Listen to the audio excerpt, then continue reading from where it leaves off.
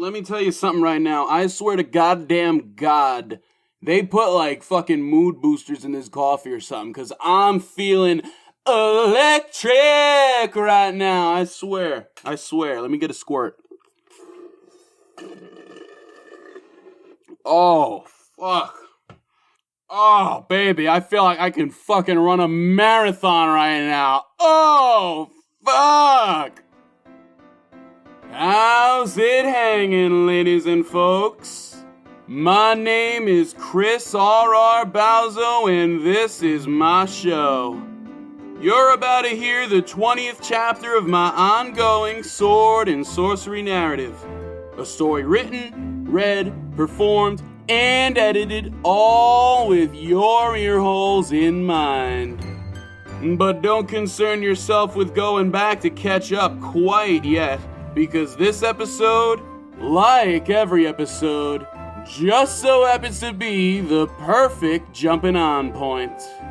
And then, once you're hooked, feel free to go back and check out previous episodes of the show while you wait for the next one to drop.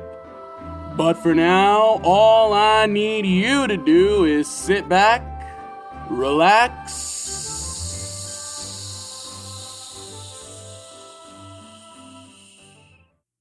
and allow me to unfurl the wizard scroll, baby.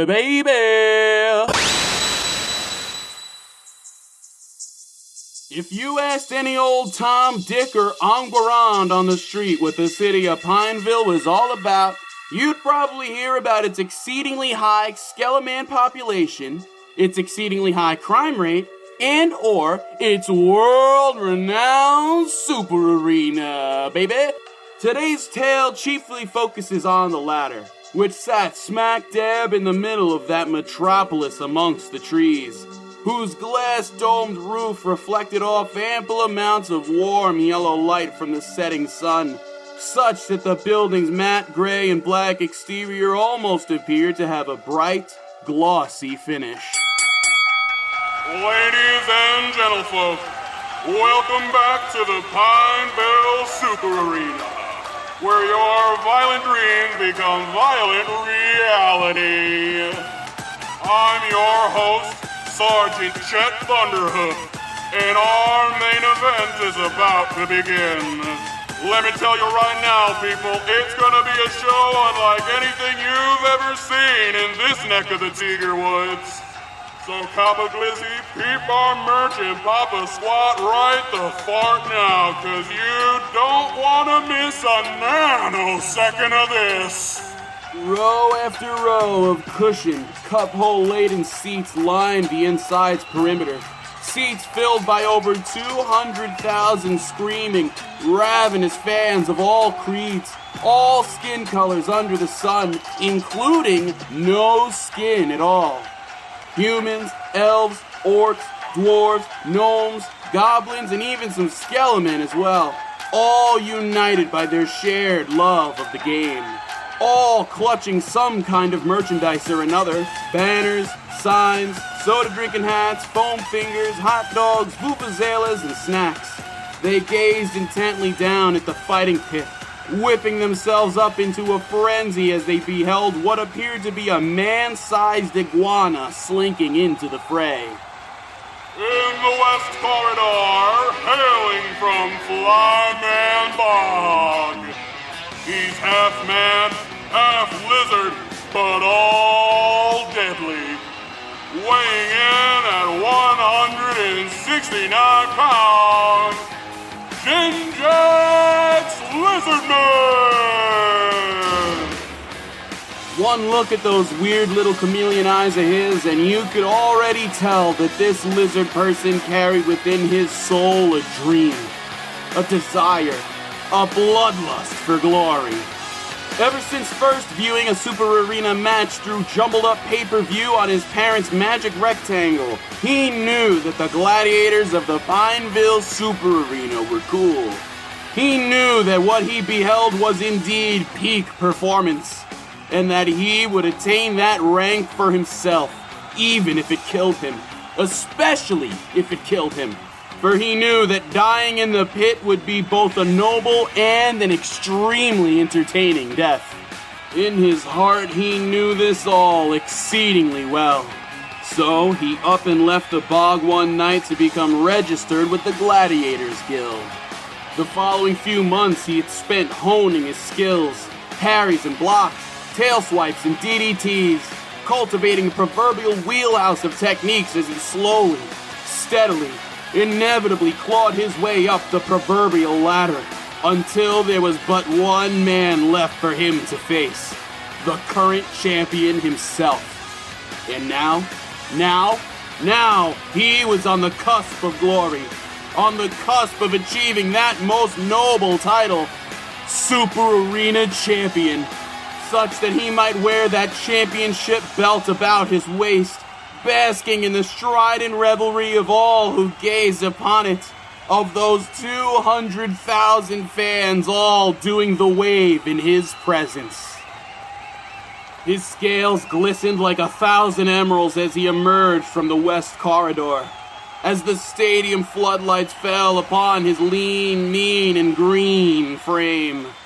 He skittered on all fours into the box, into that 15 by 15 by 15 cubic foot cage of metal gating, the one which sat unceremoniously in the center of the fighting pit.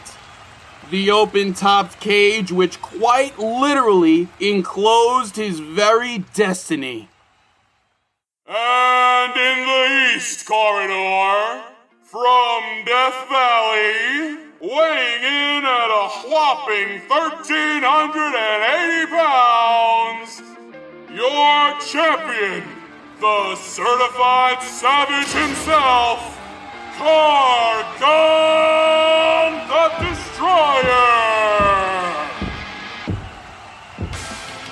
An 11-foot-tall, shirtless, jacked, and tatted-up orc, wearing nothing but jean shorts and construction boots, wielding an appropriately sized sledgehammer, he emerged from the east corridor and limboed into the box to monstrous applause. The gate door slammed shut behind him as he stood upright and flexed like it was his frickin' job, because it was. So the Titan turned and gave the camera a good close-up shot of his gargantuan back, the image presently on display in stunning detail upon the jumbo magic rectangletron above, causing 80% of the women and 90% of the men in the audience to briefly fall unconscious. Because let me tell you, that back was so wide, so green, so mountainous that you would have thought they filmed Dances with Direwolves on it. Oh yeah! Jinjax himself briefly confused one for the other as he gazed upon it up close. Nothing but pure, cold adrenaline pumping through his veins as his rival suddenly spun to face him. That titan of an orc, Kargan, with his long, flowing mahogany locks, pickle green complexion, a broken, bent, and rebent nose with a big red scar slid across its bridge, a small yet stern frown that perfectly accentuated his protruding lower fangs, and that set of ovular yellow-orange eyes, the ones now narrowed down unto the teeny little lizard person before him. The micro-bone descended from the rafters above, so the destroyer flexed a little more for good measure as he reached up, as he plucked the thing from just overhead and held it directly before his lips. Who wants to see me kill a man? Kargan began to rapidly spin in place, building up enough angular momentum so that he might huck his hammer, then sent it soaring straight into the crowd, meeting his mark and killing him instantly. Now how about a lizard man? They screamed some more. Kargan! Kargan! Kargan! As Kargan flexed his Herculean, inexplicably glistening calves, as he bent over to look at the camera through his own legs. Here I come, boy! The hoots and hollers of the audience reached a roaring crescendo, just as the box walls began sparkling and cracking with electricity. That's right, loyal viewers. This ain't any regular old cage match. This is an electric fence cage match. And just for good measure, how about we suspend the box 30 feet in the air as well? Give everybody a better view of this star-studded match. Evidently, wire cords had been tied around all four corners of the box's exterior. For now, the gladiators stood flush with the front row seats, aka the splash zone, as peeps sitting there all hurriedly slipped into Super Arena licensed boots and raincoats. Now, let's get ready to rumble! Right after our commercial break. Breakfast time. Who wants boring old eggs and bread? Not me. When you could have a motherfucking super double chocolate crunch bites with extra chocolate fucking covered chocolate chunks on top. Wow. Put it in your chocolate milk and you take a bite and oh my, it's got chocolate in it for sure. The Destroyer cracked his knuckles, twisted those sharpened, pearly whites of his into a sardonic baring of teeth, then stomped forward, jostling the whole box with each and every step, as he slipped on his Destroyer-sized brass knuckles, while Jinjax backed away, biding his time, waiting for an opening, stepping back, narrowly avoiding Kargan's gigantic swinging arms, back, avoiding the gigantic weaponized fists attached to them, feigning cowardice so that he might throw his opponent off guard. You little squirt!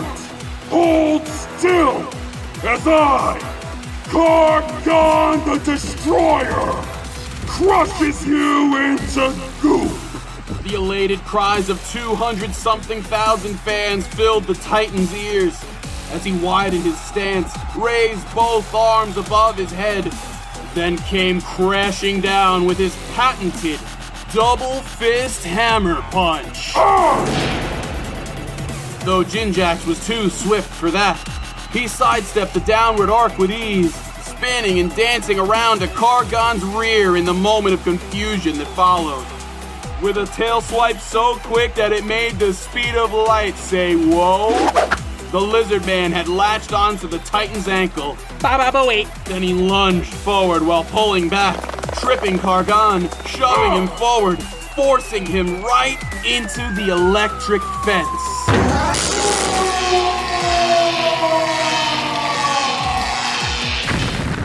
Ouch! That's 69,000 volts straight to the dome piece, people! How is Kargan gonna withstand this? The Titan blew out a puff of smoke, then wobbled, faltered, and crashed to the floor with a deadening thud, severing one of the box's wire cords in the process. He lay dazed on the ground, his hair standing on end, his face and chest now covered in blackened grill marks. He is not! I cannot believe what I'm seeing here, folks! Kargan is down! And then a human referee clad in a black and white striped polo quickly slid into frame and began to count. 1, 2, 3. Kargan tried to push himself up onto his knees, but his arms turned to jelly and he fell prone once again. 4, 5, 6. The Destroyer, down but not out, grudgingly rolled his colossal physique into a supine position. 7, 8, 9. And just as the ref was about to say 10, the Orc's eyes shot open as he did the roll back and kick up trick, an advanced maneuver which left the Titan back on his feet once again. In the blink of an eye, Kargan had regained his bearings, gritted his teeth, and now fixated his gaze upon Jinjax once more. Nuh-uh-uh, bruh! It's gonna take more than a cheap shot like that to defeat Kargan the Destroyer! Bolstered by the strident revelry of his fans, nay, his people, Kargan lowered himself into an extremely gratuitous crouch, stayed there for a second or three, then leapt 13 feet in the air. He did 4 front flips at a 1080 as he soared just overhead, in slow motion, mind you, then descended elbow first. Directed his downward dive square for Jinjax's skull. The lizard man coiled his tail into a spring and launched himself out of harm's way, narrowly avoiding Kargan's atomic elbow drop as it plummeted in from above and collided with the floor. Enough force was applied in the attack that it had severed another of the box's cords, causing the whole ring to begin swinging and swaying in a precarious manner. Oh my goodness gracious, people!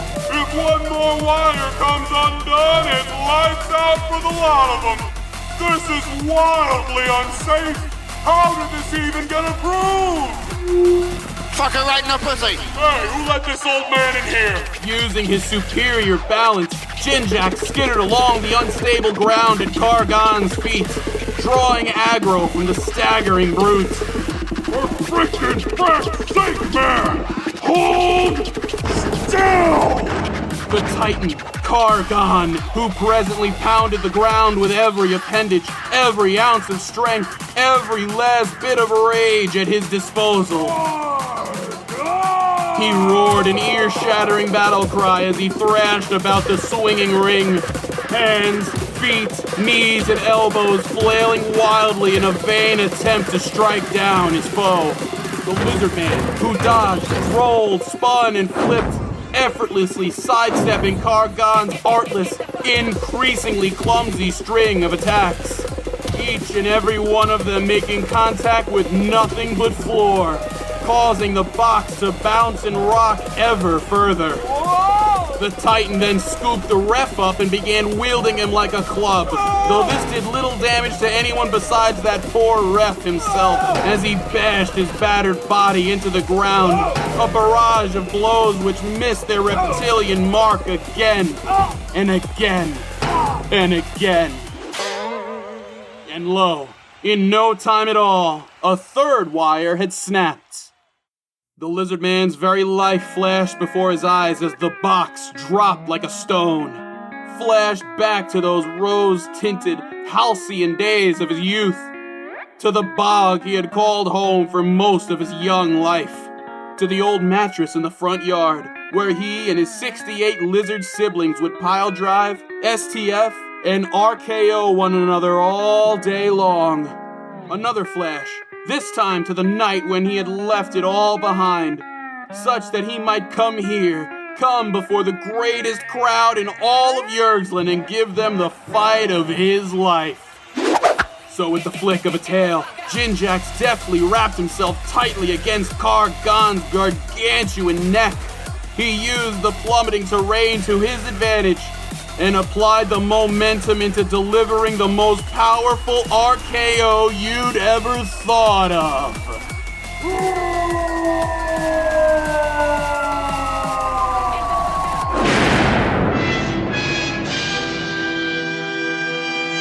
The dust settled after a long, drawn-out musical sting, revealing a green little lizard man standing amidst a dilapidated heap of metal fencing, with one unconscious destroyer securely crushed beneath.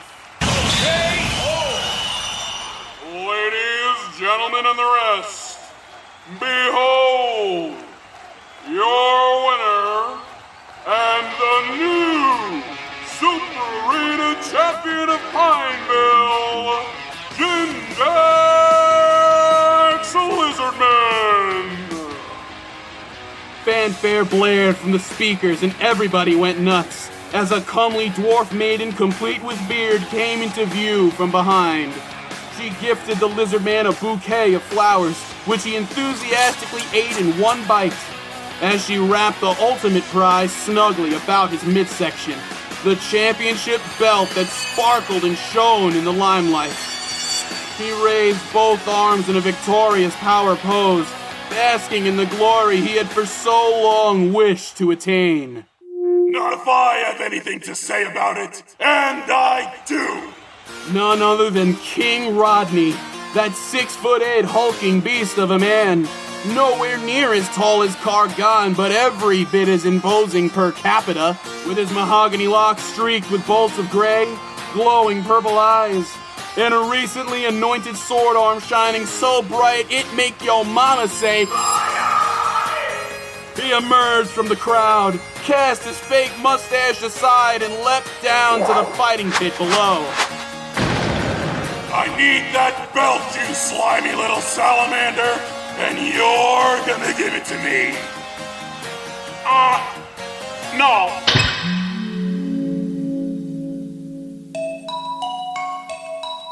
Thanks for tuning in to me screaming about lizards for 20 minutes. If you're still here, odds are that you've enjoyed what you just heard and are stoked for more. Fear not, dear listener, because new episodes are coming soon to an RSS feed near you. But in the meantime, there's already over 9 hours of content available right this second for your binging pleasure. So feel free to check out the complete first season, the couple episodes of season 2 that are already out, as well as the Christmas special, and let me know what you think of the show, either as a review on your podcasting platform of choice or anywhere else on the internet. And until next time, bye-bye.